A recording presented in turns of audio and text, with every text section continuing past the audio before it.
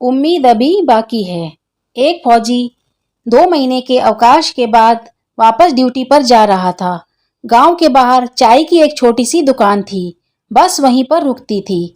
वह वहीं बैठकर बस का इंतजार करने लगा। उसने एक चाय ली और पीने लगा। तभी वहां पर एक साधु आया और वह भी वहीं बैठ गया। जब फौजी ने साधु को देखा तो बोला, चाय पिएंगे बाबा? साधु ने हाँ में गर्दन हिला दी। फिर फौजी ने चाय की दुकान वाले से एक पानी की बोतल, एक कप चाय और कुछ बिस्किट लेकर साधु को दे दिए।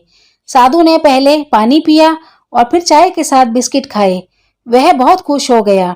उसने फौजी को आशीर्वाद दिया और पूछा, ड्यूटी वापस जा रहे हो बेटा या घर आ रहे हो? फौजी बोला, बाबा मैं जा रहा हूँ 2 महीने की छुट्टी के बाद। फिर साधु ने अपनी जेब में से एक छोटी सी पर्ची निकालकर उस फौजी को दे दी। फौजी ने पूछा, ये क्या है बाबा? साधु बोला, बेटा यह जो भी है इसे तुम अपने पर्स में रख लो। जब तुम्हें लगे कि जीवन में अब कुछ नहीं बचा, हर तरफ निराशा या अंधकार हो और तुम्हें लगे कि जीवन अब खत्म होने वाला है, तब तुम इस पर्ची को पढ़ना। फौजी ने कहा, ठीक है बाबा, कहकर पर्ची पर्स में रख ली। तब तक बस भी आ चुकी थी और वह फौजी बस में बैठकर चला गया।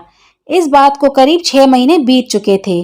एक बार रात के समय फौजी अपने कुछ साथियों के साथ ड्यूटी पर था। तभी कुछ दुश्मनों ने पीछे से आकर उन पर हमला किया। फौजी और उसके साथी खूब जी जान से लड़े। इस लड़ाई में फौजी ने देखा कि उसके सभी साथी जमीन पर गिर पड़े हैं। अंधेरा बहुत ज्यादा था। फौजी उनको चकमा देकर भागा और एक खाई में गिर पड़ा। दुश्मनों ने सोचा खाई में गिरा है, मर गया होगा, लेकिन वह फिर भी खाई के ऊपर बैठे रहे ताकि सुबह देख सकें कि वह जिंदा है या मर गया। फौजी ने सोचा, यह मेरे सर पर बैठे हैं और अब मैं नहीं बचूंगा, क्योंकि उजाला होते ही मैं इनको दिख जाऊंगा और यह मुझे मार देंगे। खाई के अंदर एक छोटा सा पेड़ था। फौजी उसके नीचे छुपकर बैठा था ताकि दुश्मनों की नजर में न आ सके। सुबह होने वाली थी। धीरे धीरे उजाला फैल रहा था। फौजी को लगा अब तो मेरा अंतिम समय आ गया है और उसने सोचा कि अब जीवन के अंतिम चरणों में एक बार अपने परिवार को देख लूं। और उसने अपना पर्स निकाला। उसमें उसने अपने परिवार की लगी फोटो को देखा। तभी उसे याद आया कि साधु ने उसे एक पर्ची दी थी और वह उसने इसी पर्स में रखी थी। आज तक खोलकर नहीं देखा। जैसा कि साधु ने कहा था कि जब जीवन की आस खत्म हो जाए, जब लगे कि जिंदगी में कुछ नहीं बचा हो या जीवन का आखिरी क्षण हो, तब उसको देखना। उसने वह पर्ची खोलकर देखी। उसमें लिखा हुआ था कि उम्मीद अभी बाकी है।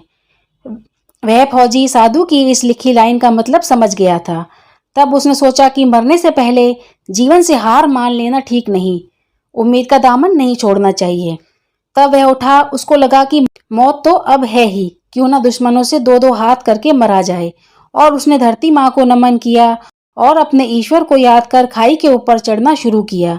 जैसे ही वह ऊपर पहुंचा और अपने आप को तैयार किया लड़ने के लिए, तब उसने देखा कि वह दुश्मन जो उसके लिए घात लगाए बैठे थे, वह उसका इंतजार करते करते सो गए थे। दुश्मन 2 थे, बाकी जा चुके थे। और फिर उसने सामने पड़ी एक रस्सी उठाई, उन दोनों को बांध दिया। उसके बाद हेड ऑफिसर पहुंचकर उन दुश्मनों को पकड़ने तक की पूरी जानकारी दी। तो यह कहानी हमें यह शिक्षा देकर जाती है कि हमें आखिरी समय तक हार नहीं माननी चाहिए। उम्मीद का दामन कभी भी नहीं छोड़ना चाहिए, क्योंकि जो समय पहले नहीं रहा तो यह समय भी आगे नहीं रहेगा। हमेशा ईश्वर को याद करना चाहिए, वही हमारे बुरे वक्त में हमारे साथ रहते हैं।